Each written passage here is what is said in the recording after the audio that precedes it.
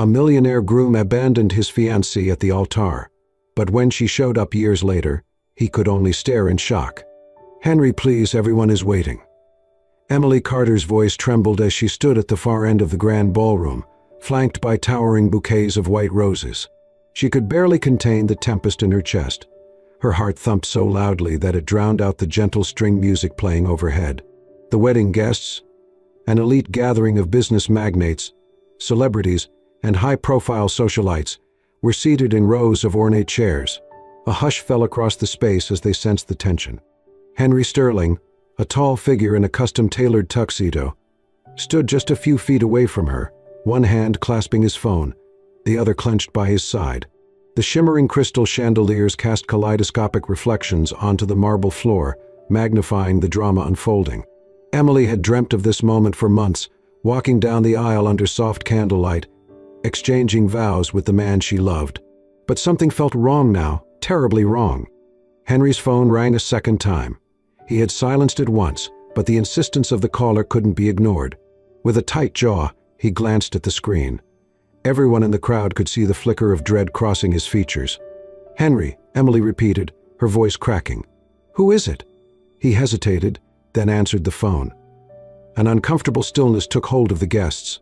Several people craned their necks, trying to catch any clue from his expression. Emily's parents, seated in the front row, exchanged anxious looks. They knew how unpredictable the social circles of the super-rich could be: rumors, sudden rivalries, last-minute revelations. Emily heard a faint, muffled voice from the phone, though she couldn't make out the words. She only caught the desperation in the tone. A woman. The color drained from Henry's face, and his once confident posture sagged. Finally, he whispered into the phone, "This isn't the time," but then he seemed to recoil at whatever he heard next. His grip slackened on Emily's hand. A single wave of cold sweat slid down her back, sending a foreboding chill through her. The hush in the room deepened to a suffocating silence. The voice on the other end rose, urgent enough for the nearest guest to pick up snippets. "Henry, I'm waiting for you. You can't marry her. If you love me, come here now." Suddenly, the world seemed to tilt beneath Emily's feet. Murmurs whipped through the crowd. Chimeras from the press, specially invited by Henry's high society family, focused with brutal precision, capturing every nuance of this unraveling moment.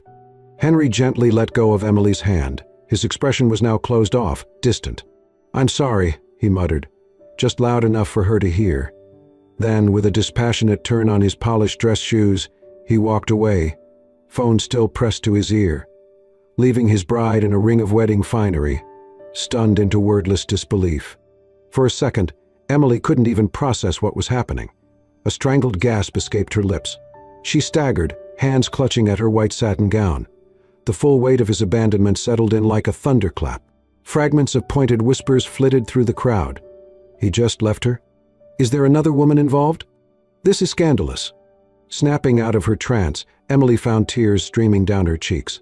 A sob ripped through her chest as she stood before the altar, a bride without a groom. The officiant, clearly rattled, stepped back. The wedding planner hurried forward, but it was too late. The spectacle was beyond salvaging. Across the hall, she saw Henry's family, older gentlemen in tailored suits, and immaculately dressed women wearing looks of detached judgment. Among them was Henry's mother, Evelyn Sterling, her mouth set in a tight line of approval, as though she'd wanted exactly this outcome. Cameras flashed. The lights above seemed glaring and pitiless. Emily felt the walls closing in, suffocating her. People rose from their chairs, an uproar of curiosity and pity. Someone tried to escort her away, but she could hardly hear anything through the roar in her ears. All those illusions of a fairy tale wedding shattered in an instant. The humiliation was unimaginable, but worse was the heartbreak. She stared down at the sparkling ring on her finger, the ring that Henry had slipped onto her hand just weeks before, promising a lifetime of devotion. Now, he was gone, stepping out of the grand doors as if she were nothing. Emily's tears came harder, unstoppable, spotlighted by the crowd's stares. Reporters seized the moment, snapping photos of her heartbreak. In the swirl of chaos, she dimly realized that her humiliation was going to become headline fodder. All she could do was stand there, tears streaming down her face as her once promising life collapsed around her. With that single phone call, she'd become a public spectacle, her dreams shattering like the shards of broken glass at her feet. Emily's worst fears came to pass faster than she could have imagined. By the next day, tabloids splashed the cancelled wedding across their front pages. Sterling wedding shocker, Emily Carter, jilted gold digger. The scandal that rocked New York's elite. Paparazzi camped outside her modest apartment complex, harassing her neighbors for any bit of gossip. Online forums buzzed with theories. Some claimed Emily must have cheated, others insisted she was a con artist who'd been caught in the act. She tried to ignore it all, but the vitriol oozed through every crack. Even her social media accounts overflowed with messages, some from strangers mocking her, others offering half-hearted sympathy. She deactivated her profiles to preserve a shred of sanity. The few friends she thought she had in high society promptly distanced themselves. Invitations to parties disappeared overnight. Even old acquaintances wanted to avoid being dragged into her misfortune. Her professional life fared no better. Emily worked as a junior marketing associate at a small but promising firm. The day after the scandal erupted, she was called into her boss's office. He stared at her for a long moment, sympathy warring with apprehension in his eyes. "Emily, I'm sorry," he began, tapping his pen anxiously. "The executives don't want negative publicity. They're letting you go." She pleaded her case, tears brimming again, emphasizing she'd done nothing wrong at work. But it didn't matter. Her name was toxic now. The company was unwilling to weather the PR backlash. Desperate, she sought support from Henry's side, hoping someone might clarify the situation. Instead, she found only cold statements released by the Sterling family. "We respect Henry's decision to end this engagement. We never approved of the match." Nothing more. They offered no compassion, no accountability. Emily was left to shoulder the shame alone. Whispers about a rumored other woman turned into vicious speculation. Some tabloids asserted that Emily had known Henry was seeing someone else all along. Others branded her an opportunist who had tried and failed to ensnare a wealthy husband. The city churned out cruel gossip faster than she could defend herself. One night, a drenching rain hammered the streets. Emily hurried through the downpour, grocery bags in hand, her hood pulled low over her face to avoid prying eyes. She reached her tiny apartment building, only to find paparazzi lurking beneath the canopy. As flashes erupted, she panicked and dropped her groceries, vegetables rolling into the gutter. With the camera lights blinding her, she fled down a side alley, tears streaming down her cheeks to mingle with the rain. Soaked and shivering, she collapsed onto the wet pavement. Her sobs were raw, echoing off the grimy walls. "I hate you, Henry Sterling," she whispered. One day I'll make you pay." The vow felt hollow in that moment, but it hardened something deep within her. A spark of resolve she never knew she had. Right there on the rain-swept sidewalk, her tears and thunderclaps gave birth to her determination for revenge. In the aftermath of that wretched night, Emily vanished from New York as if she'd never existed. Within days, she canceled the lease on her apartment, sold off what little furniture she had, and discarded every trace of the life she'd built with Henry in mind. The paparazzi lost her trail. Friends, or rather former friends, assumed she had fled in disgrace, and they were mostly right. She needed to escape, to sever herself from a city that had spat her out. For months, Emily bounced from place to place: a cramped motel room in Philadelphia, a rundown studio in Baltimore, a sublet in Chicago. At first, she drifted in a fog, taking on menial jobs, waitressing, cleaning office buildings at night, or occasionally dog walking, just to keep a roof over her head.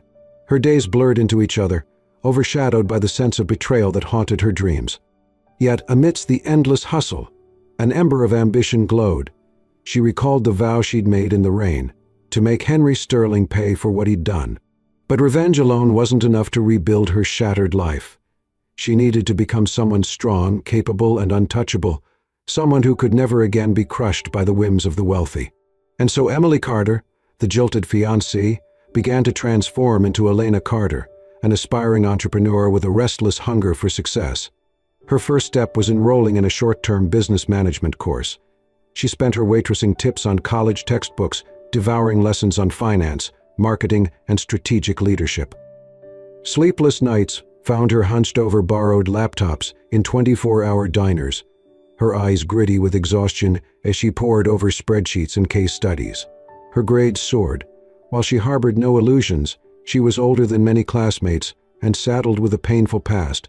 She excelled by tapping into her fierce determination. Small opportunities sprang up when she began making local connections. An older investor in Chicago, impressed by her grit and meticulous approach, offered her a chance to manage a tiny fashion boutique. The pay was modest, but the real value lay in the experience. Emily threw herself into every aspect: inventory, marketing, budgeting. She boosted sales through creative social media campaigns and established partnerships with local designers. Word of her success circulated within the niche scene of Chicago's fashion district. Soon, other small businesses sought her consulting services. She saved every penny she could.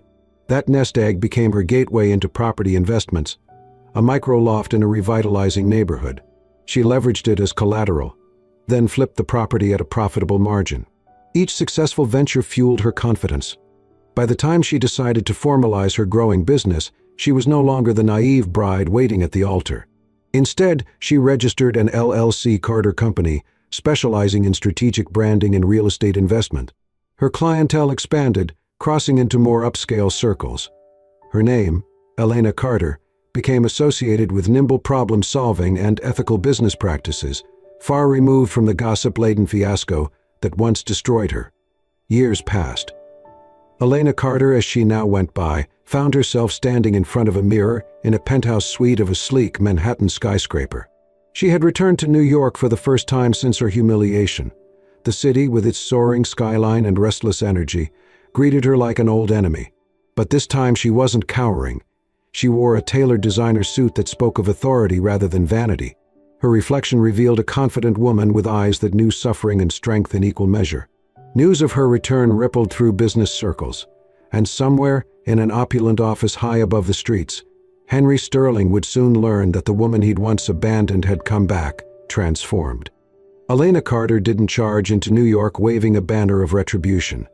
She arrived quietly, almost stealthily, and began weaving herself back into the city's elite circles in a way no one anticipated. Instead of bragging about her accomplishments, she established shell corporations and third-party investment funds, clever mechanisms to buy up stakes in strategic properties and companies, all under different names. With every discreet acquisition, she tightened her invisible hold on the city's real estate scene. Sterling Enterprises, Henry's once dominant real estate conglomerate, was one of her ultimate targets.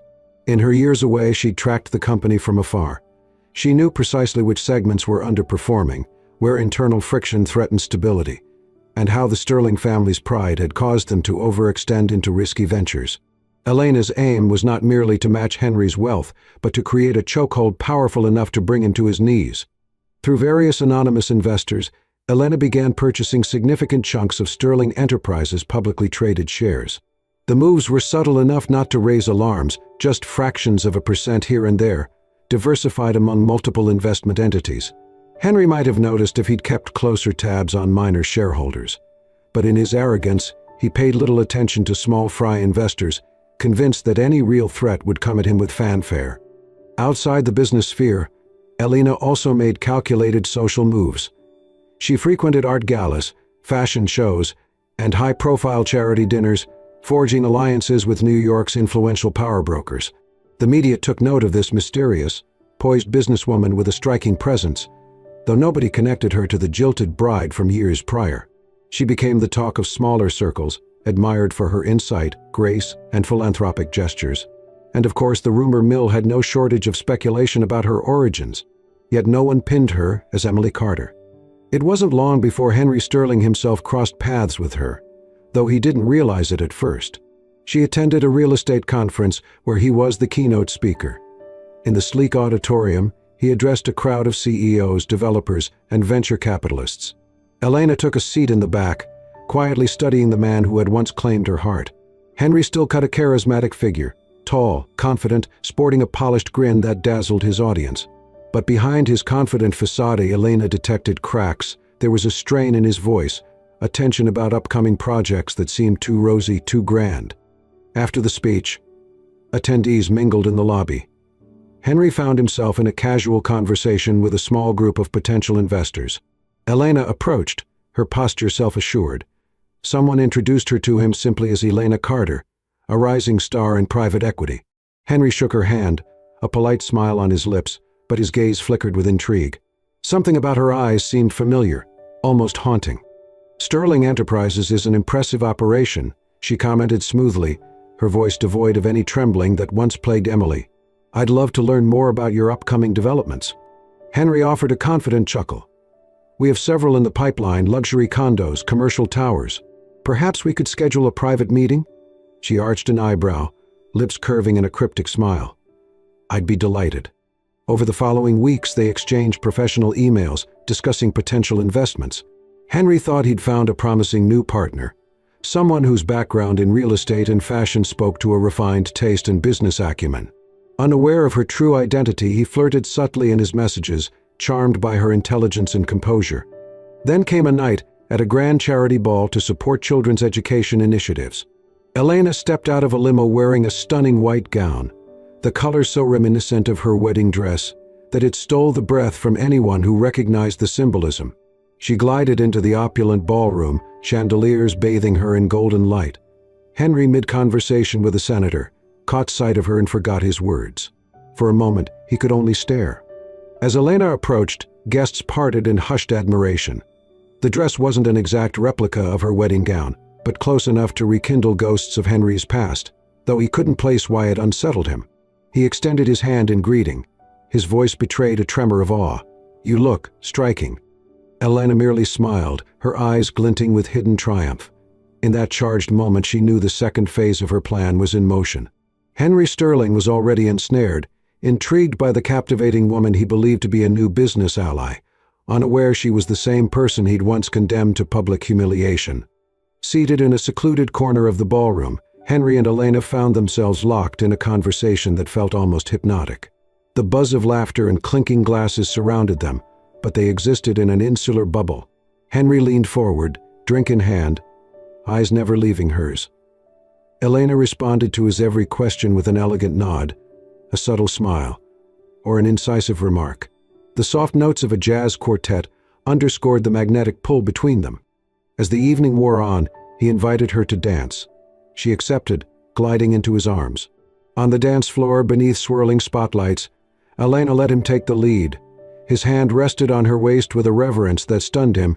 He'd never expected to feel so entranced by someone he'd just met.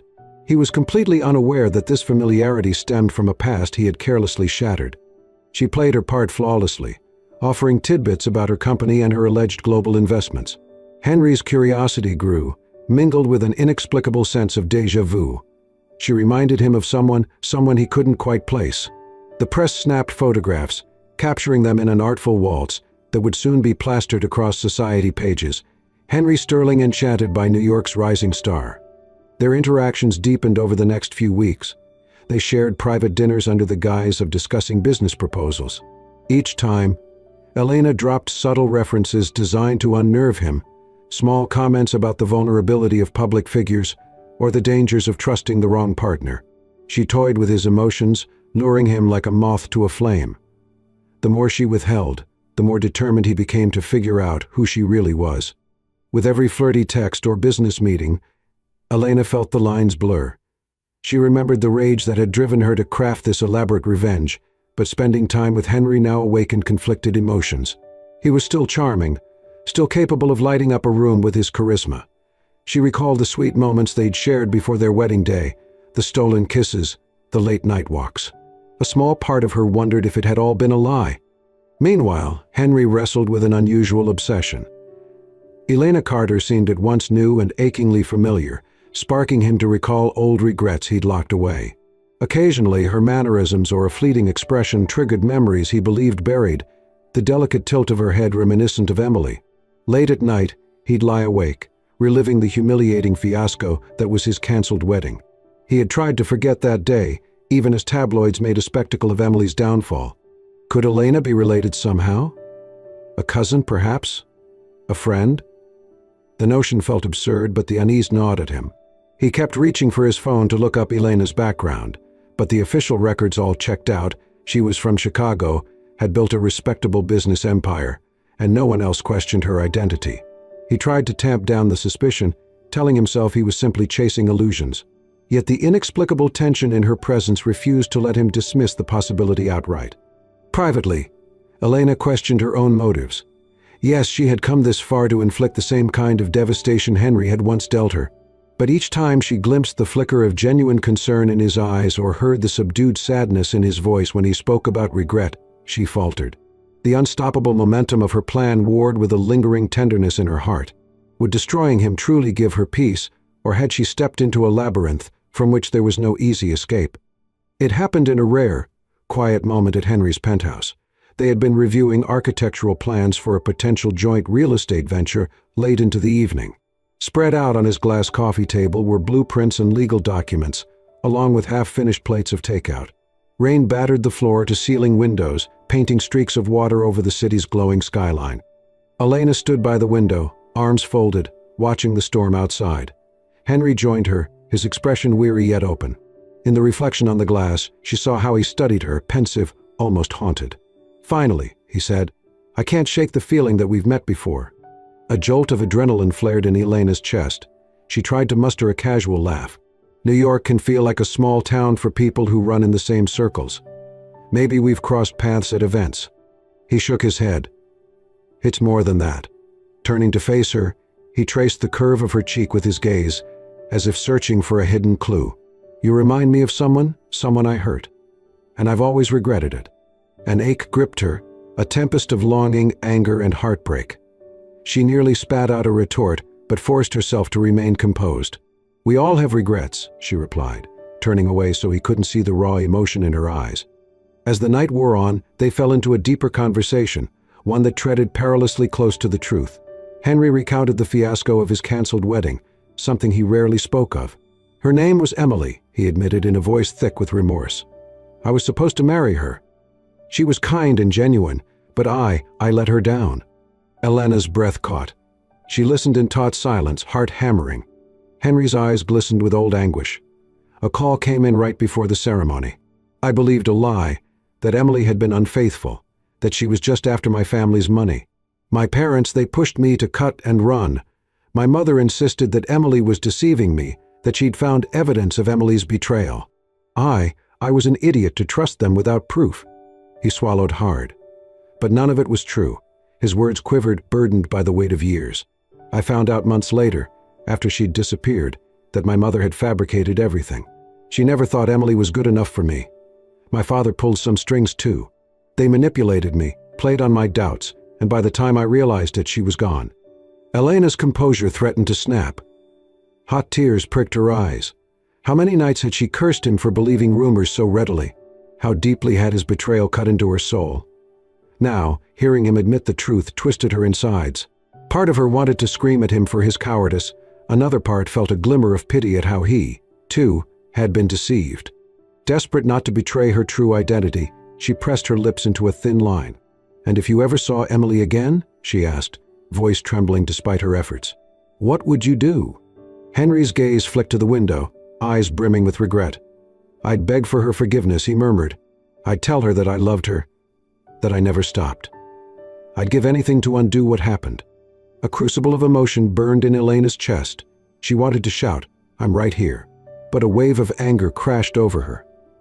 Love. Where had that love been on the day he walked out of their wedding with cold indifference? Even if he'd been lied to, he hadn't trusted her enough to seek the truth. His family's manipulations had succeeded because he'd allowed them to. In that moment, her fury revived with renewed vigor. Resolute, she executed the final step of her plan. Over the subsequent weeks, Elena discreetly dumped her Sterling Enterprises shares onto the market at strategic intervals, driving panic among other shareholders. Rumors of a major investor's bailout spread like wildfire, toppling the stock prices.